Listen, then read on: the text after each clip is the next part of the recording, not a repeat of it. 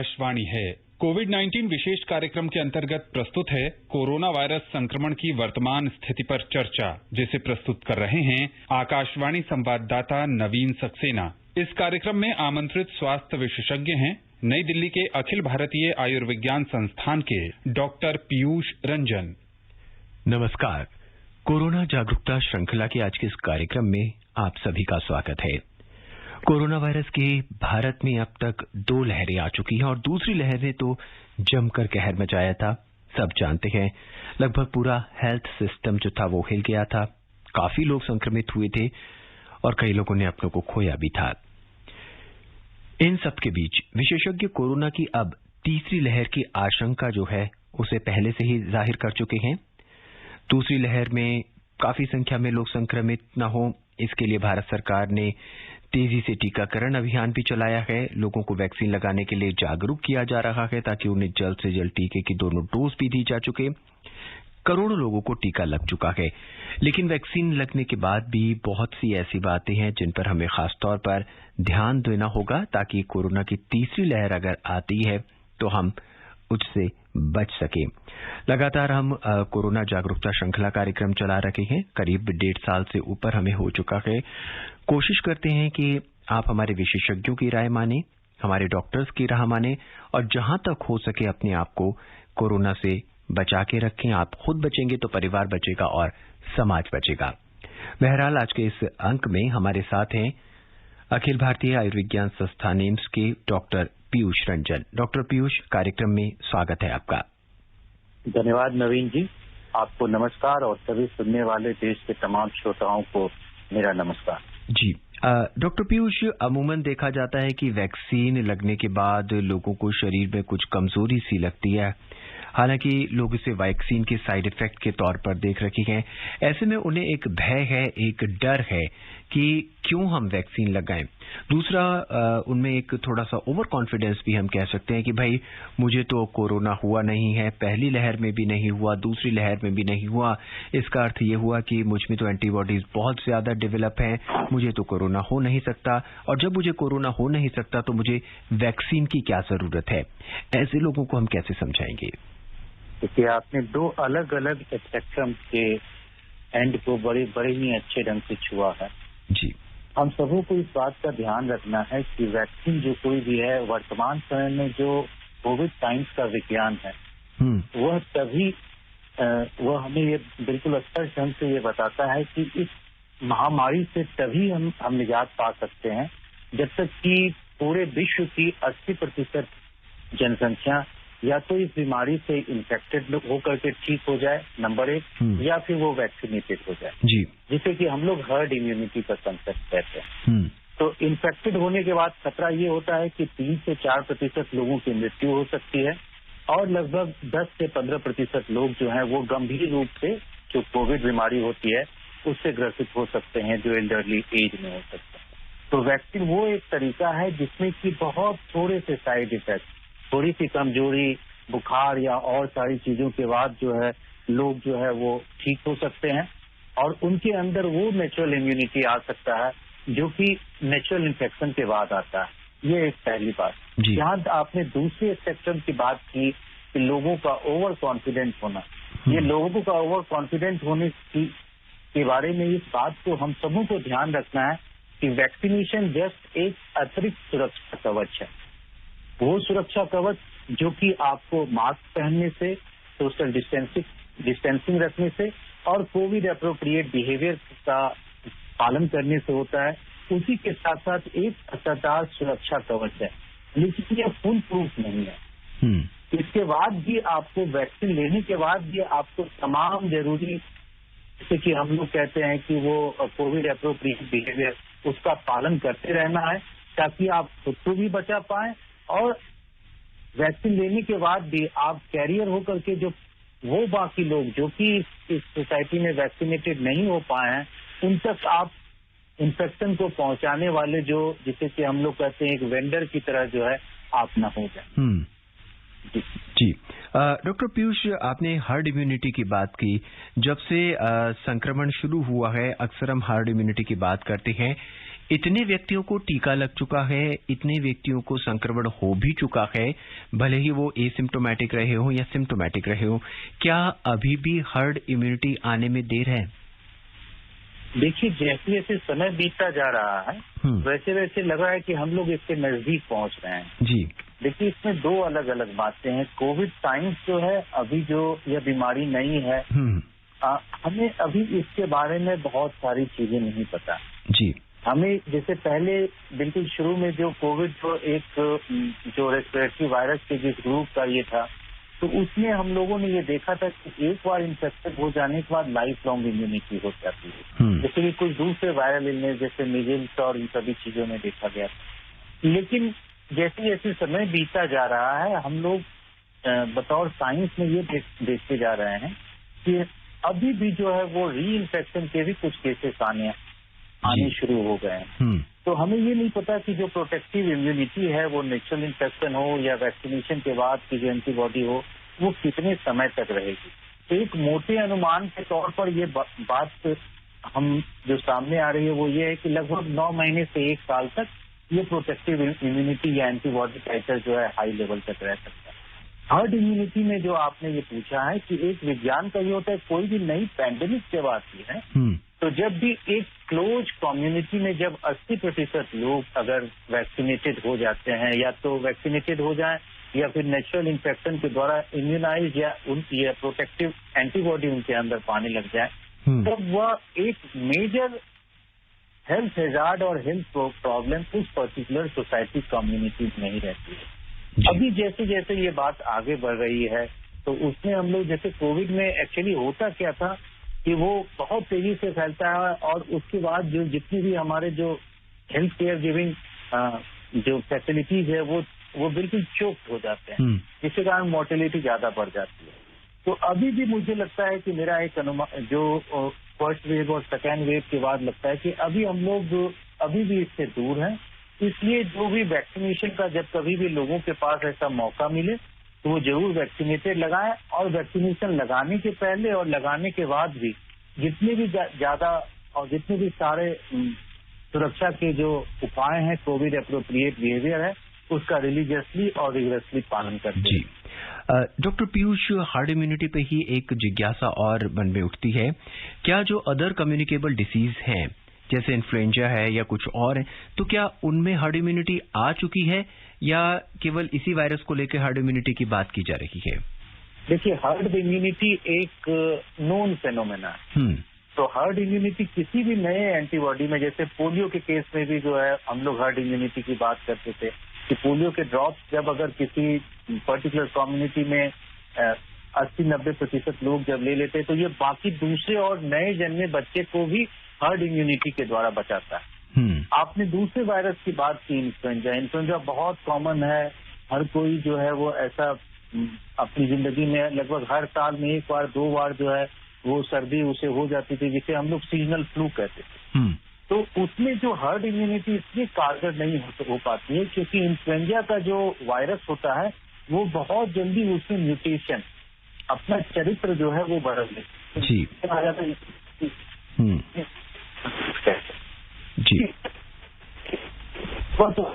जो वायरस के नए स्ट्रेन आ जाते हैं, वो जो पिछले और पिछले के पिछले साल जो वायरस आए थे उसके जो उनका चरित्र होता है, जो प्रोटेक्टिव इम्यूनिटी होती है, उससे बिल्कुल अलग हो जाते हैं। तो वो प्रोटेक्टिव इम्यूनिटी नए स्ट्रेन के होते हैं, वो पुराने स्ट्रेन के प्रोटेक्टिव इम्यूनिटी में उसमें कारगर नहीं हो पाती है। लेकिन फॉर्चुनेटली जो हम लोग कोविड में देख रहे हैं, ये वायरस उतना जल्दी और उतना ज्यादा म्यूटेट नहीं कर पा रहा।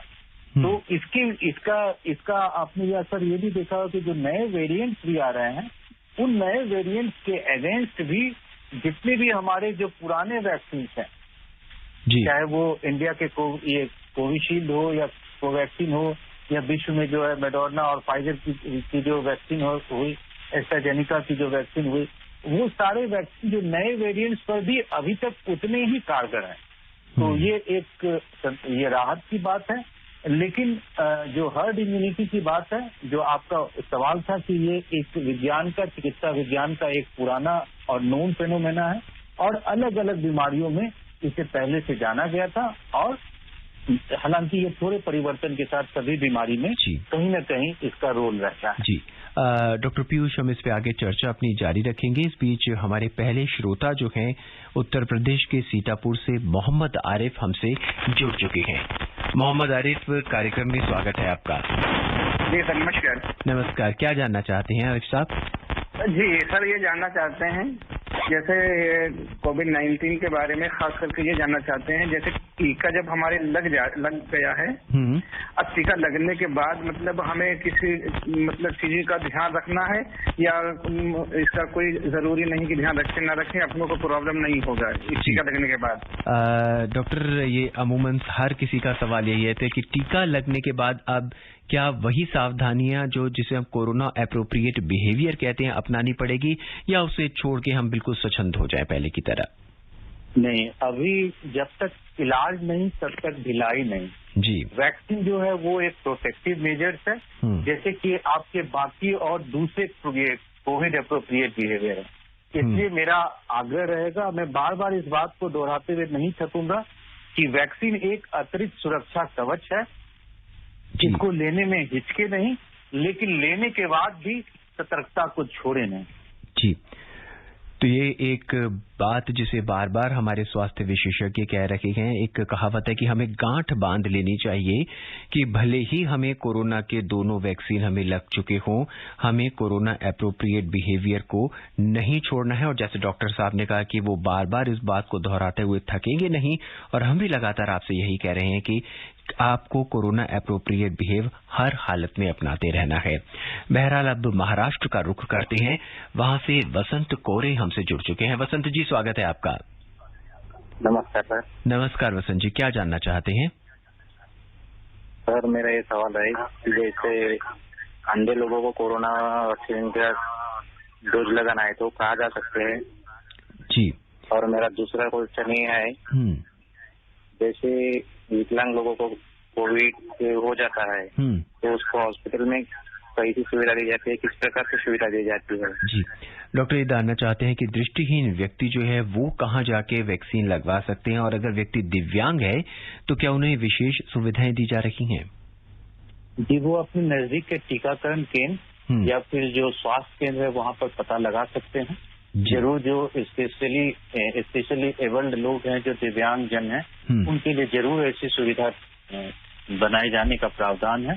वो अपने नजदीक के स्वास्थ्य केंद्र और टीकाकरण केंद्र से इसका पता कर सकते हैं। साथ ही साथ मैं इनके घर परिवार के दूसरे लोगों से भी अपील करूंगा कि वो न सिर्फ खुद टीका लगाएं, बल्कि अगल बगल में जो कोई भी लोग जिन्हें मदद की जरूरत है, चाहे वो ज्यादा बुजुर्ग हो या फिर दिव्यांग जन हो, उनकी वो मदद करें टीकाकरण को लगवाने। जी, डॉक्टर रंजन अपकले, कॉलर के पास जाने से पहले एक आपसे प्रश्न है, उसका सवाल उत्तर जानना चाहेंगे कि कोविड-19 का जो वैक्सीन है, किसी परिवार के अंदर हर व्यक्ति क्या सेम ब्रांड या सेम कंपनी के लगवा सकता है या अलग अलग टीके भी लगवा सकता है? जी, एक परिवार के अंदर में अलग अलग व्यक्ति उपलब्धता के अनुसार 2 अलग अलग या जो अब 3 अलग अलग वैक्सीन जो है उनमें से कोई भी लगा सकता है।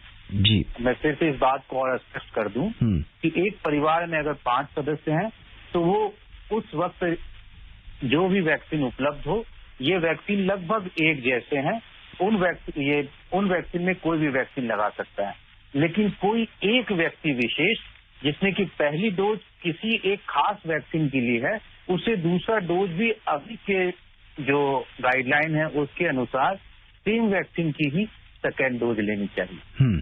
यानी उसे मिक्स डोज नहीं लगवानी है, जो वैक्सीन आपने पहले लगवाया है वही वैक्सीन आपको दूसरा लगवाना होगा। अभी जो मिक्स एंड मैच वाली जो बात है वो अभी भी एक्सपेरिमेंट के स्तर पर है, जिस पर कि अभी भी शोध हो रहा है। लेकिन अभी जो इसे शोध तक और अध्ययन तक ही सीमित रखा गया है, और जो लोग हैं जो कि वैक्सीनेट हो रहे हैं वो अपने से मिक्स एंड मैच ना करें। जिस पर्टिकुलर टाइप की वैक्सीन, चाहे वो कोविशील्ड हो, कोवैक्सीन हो या स्पुतनिक हो, देश में कुछ जगहों पर मिल रहा है, तो उसी की सेकेंड डोज वो लें। जी, आइए अब हरियाणा के करनाल का रुख करते हैं और संजीव जी से जानते हैं कि वो क्या पूछना चाहते हैं। संजीव जी, स्वागत है आपका। Thank you sir. सर मेरा नाम संजीव कुमार है, मैं गांव फूकनी, डिस्ट्रिक्ट करनाल, हरियाणा से बोल रहा हूँ। डॉक्टर साहब को नमस्कार। जी नमस्कार। अच्छा डॉक्टर साहब, सबसे पहले तो मैं आकाशवाणी का धन्यवाद करना चाहता हूँ, क्योंकि पिछले साल से ही हम लगातार सुनता हूँ मेरे प्रोग्राम। जी शुक्रिया। और ये वैक्सीन के बारे में आपके यहाँ से प्रोग्राम्स में बहुत बड़ी अच्छी इन्फॉर्मेशन होती है, इसके लिए धन्यवाद आप सभी को, डॉक्टर्स को भी और ये जो ऑल इंडिया रेडियो है इनको भी। सर मैं तो ये कहना चाहता हूँ, अभी मेरे भाई को वैक्सीन लगवाने गया था मैं, ये हरियाणा में करनाल में जो Kalpana Chawla government medical college और हॉस्पिटल है, तो इसमें मतलब SMS बिना वैक्सीन लगे ही आ गया। अब 25 जून को तो डॉक्टर ने मना कर दिया था इसको वैक्सीन लगाने की, क्योंकि इसके दौरे पड़ते हैं और उल्टियां भी लग रही थी। तो जब वैक्सीन नहीं लगी सर, SMS कैसे आ गया कि यानी वो डॉक्टर्स भी वहाँ ये कह रहे थे कि आपको तो वैक्सीन लग चुकी है, जब किसको लगी नहीं थी वैक्सीन, फिर भी एक SMS में कुछ फ्लैश हो रहा था कि भाई इसको फर्स्ट डोज लग चुकी है, यानी बिना डोज लगे भी SMS ऐसे आ जाता है सर। तो फिर लगाई उन्होंने वो डोज। पूछताछ कर प्लीज सर इस बारे में सलाह दीजिए। डॉक्टर ये जानना चाहते हैं कि इनके भाई को दौरे पड़ते हैं, उल्टियां भी आ रही थी, वैक्सीन नहीं लगा है, भविष्य में अब ये किस तरह से वैक्सीन लगवा सकते हैं? जी, दौरे पड़ना या उल्टी होना ये किसी भी तरह से कोई भी कोविड वैक्सीन का कॉन्ट्रा इंडिकेशन नहीं है। ये जो कल्पना चावला मेडिकल कॉलेज बता रहे हैं, वहाँ पर के जो मेडिसिन डिपार्टमेंट से जाकर के सलाह ले सकते हैं। बस यही है कि उन्हें तत्काल दौरा न पड़ा हो, इस संबंध में वो बात कर सकते हैं। जहाँ जो दूसरी बात उन्होंने कही कि वैक्सीन न लेने के बाद मैसेज आ गया, जरूर इसमें कोई ऑपरेशनल त्रुटि हुई होगी। अगर ऐसी त्रुटि हुई है तो वो ये इस बात का वो खुलासा जो है नजदीक के जो स्वास्थ्य अधिकारी उनसे कर सकते हैं। अगर हो सकता है किसी दूसरे व्यक्ति को ये नंबर लिखाने में कोई गलती हो गई हो, इसलिए उन्हें मैसेज आ गया, तो ये मिल बैठ करके बात करके अपनी चीज को एक्सप्लेन कर सकते हैं और वैक्सीन ले सकते हैं।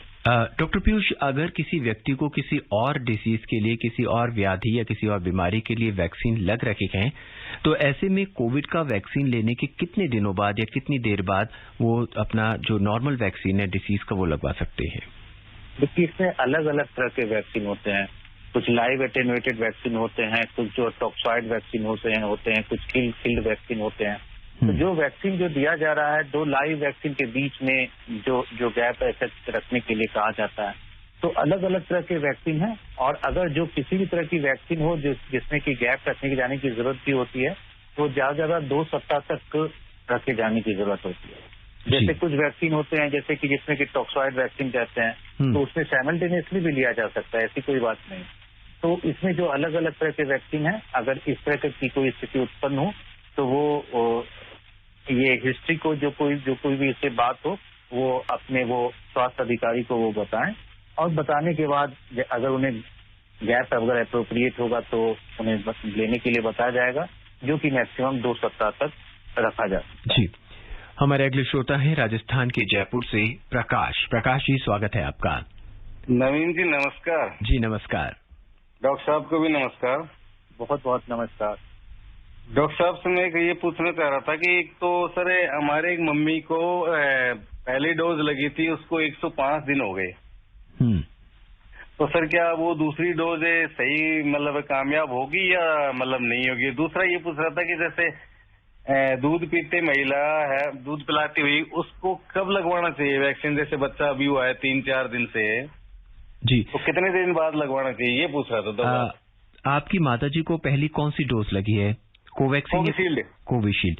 डॉक्टर रंजन जी, कोविशील्ड लगाने के 105 दिन बीत गए, यानी 3.5 महीना, तो अभी वो एप्रोप्रिएट टाइम है, आप उसकी सेकेंड डोज के लिए प्रयास कर सकते हैं। जी। नंबर 2 जी, दूसरी बात ये कि अभी वर्तमान समय में जो है प्रेग्नेंट महिलाओं में अभी जो है वो इस वैक्सीन को इंडिया में भी अप्रूव कर दिया गया है। इसमें जो भी गर्भवती महिलाएं हैं वो ये वैक्सीन ले सकती हैं। जी, डॉक्टर इनका जानना चाहते थे कि अगर शिशु का जन्म अभी 2 या 3 दिन हुए हैं, तो क्या वो वैक्सीन अभी ले सकती हैं या उनको थोड़ा सा इंतजार करना होगा? थोड़ा सा इंतजार कर सकते हैं। जी, हमारे अगले श्रोता हैं रामपुर से अनीसुर रहमान। आइए जानते हैं कि उनका प्रश्न क्या है। अनीस जी, स्वागत है आपका। हेलो सर, नमस्कार। नमस्कार।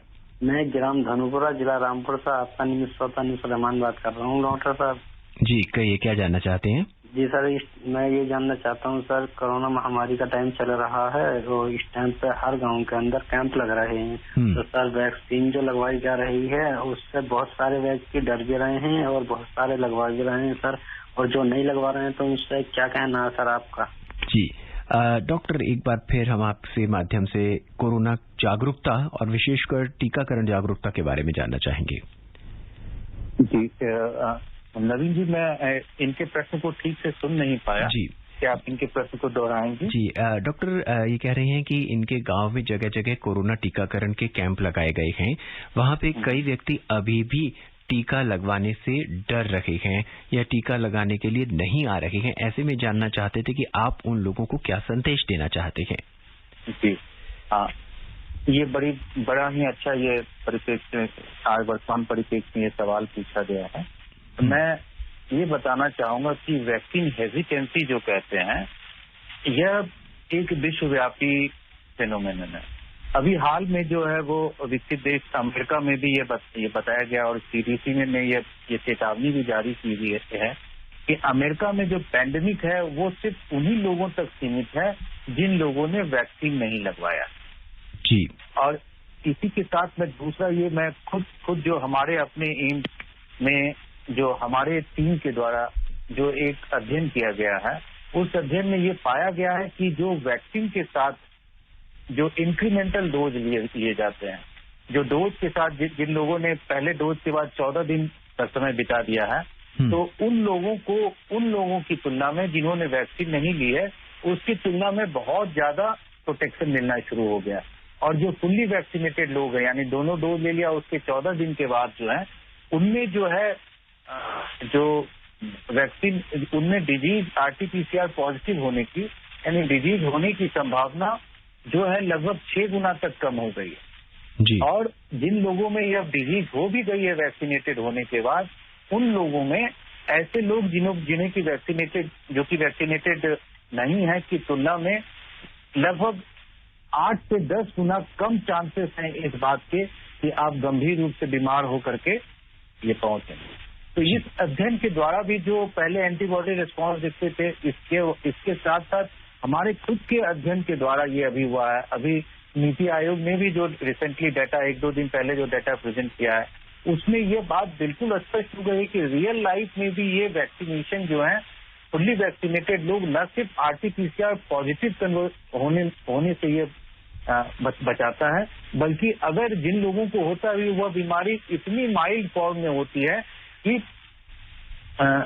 उनके जो आईसीयू में पहुंचने, अस्पताल में एडमिट होने या मृत्यु के प्राप्त होने की संभावना जो है वो कई गुना तक कम हो जाती है। जी, हमें जो है वो 2 वजह से ये वैक्सीनेशन है, क्योंकि लोगों में जो है वो बहुत सारा जो सोशल मीडिया पे बहुत सारे भ्रामक जो और सनसनी फैलाने वाले जो है खबर छपे हुए हैं और जिनको कि बाद में एक फेक न्यूज मान करके ये किया गया था। जैसे अभी हाल के समय में ही ये किया आया था कि कोई किसी पश्चिमी देश के नोबेल लॉरेट का नाम दे करके इन्होंने कहा कि जिन्होंने वैक्सीन लगाया वो 2 साल में मर जाएंगे। जी। और ये मैं आपके माध्यम से बार बार बताना चाहूंगा कि ये बातें झूठ हैं, बिल्कुल गलत ढंग से कुछ लोगों ने वो टाइप करके और इस तरह से सनसनी फैलाने के लिए कर दिया है। और सरकार इन बातों का संज्ञान लेते हुए जो है इस पर जो है कई कानूनी कार्रवाई भी करने जा रही है। तो मेरा आपके माध्यम से तमाम लोगों को आग्रह है, मैं बार बार इस बात को कहूंगा कि ये वैक्सीन पूर्ण सुरक्षित है और बहुत असरदायक है। तो जब कभी भी आपका मौका मिले, आप बगैर किसी संकोच के इस वैक्सीन को लें और लेने के बाद अगर आपको कोई हल्का फुल्का शरीर में हल्का फुल्का बुखार कुछ प्रतिशत लोगों को होता भी है तो वो बहुत मामूली जैसा होता है, 1-2 दिन में ठीक हो जाता है।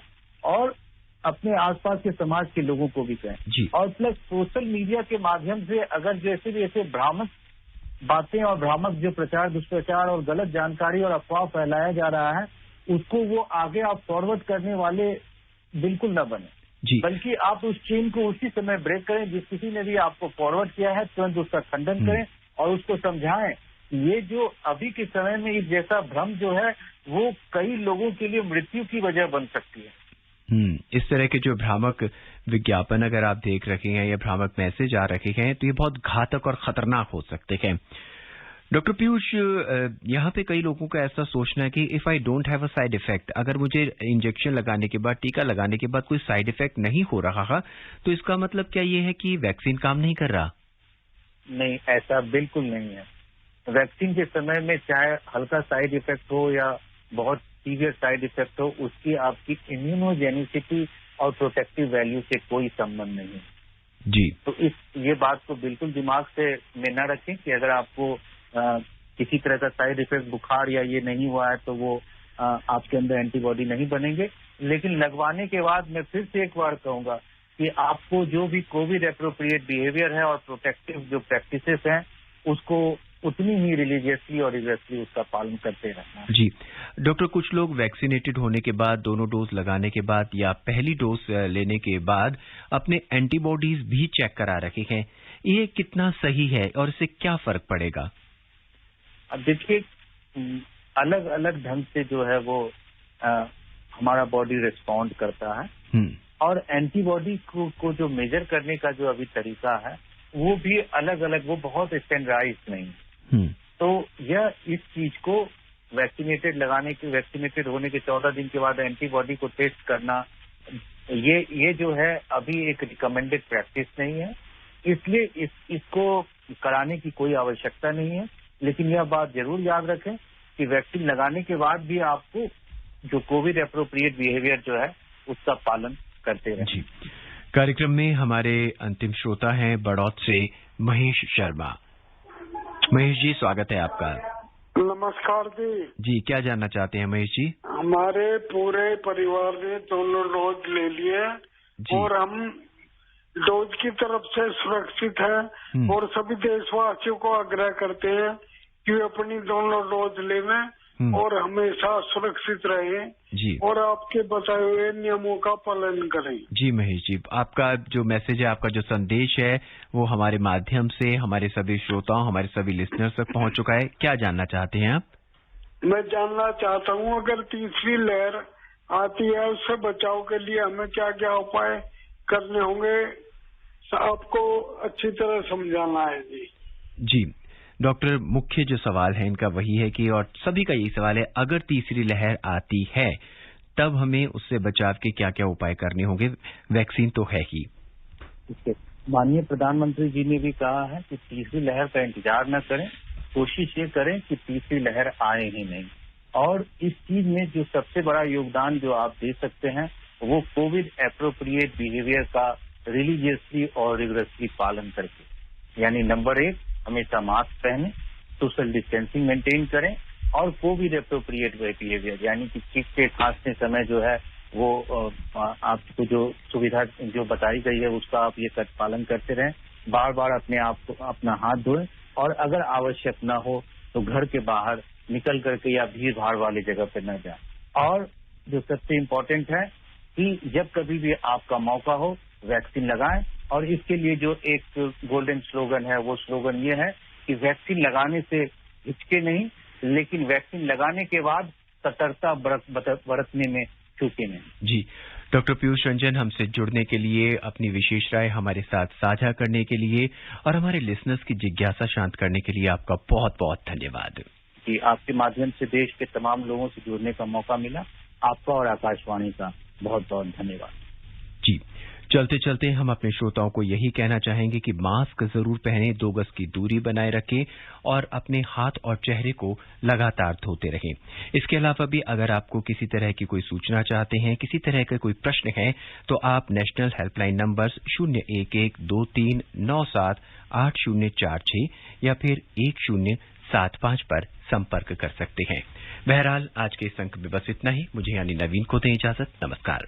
कोविड-19 विशेष कार्यक्रम के अंतर्गत अभी आप सुन रहे थे कोरोना वायरस संक्रमण की वर्तमान स्थिति पर चर्चा, जिसे प्रस्तुत कर रहे थे आकाशवाणी संवाददाता नवीन सक्सेना। इस कार्यक्रम में आमंत्रित स्वास्थ्य विशेषज्ञ थे नई दिल्ली के अखिल भारतीय आयुर्विज्ञान संस्थान के डॉक्टर पीयूष रंजन। ये कार्यक्रम आकाशवाणी के समाचार सेवा प्रभाग द्वारा प्रस्तुत किया गया। इसे आप हमारे mobile app news on AIR और YouTube channel news on AIR official पर भी सुन सकते हैं। इस कार्यक्रम के संबंध में अपनी प्रतिक्रिया आप हमें ईमेल कर सकते हैं। पता है airnsdtalks@gmail.com। ये कार्यक्रम फिर से सुनने के लिए लॉग ऑन करें हमारी वेबसाइट newsonair.nic.in।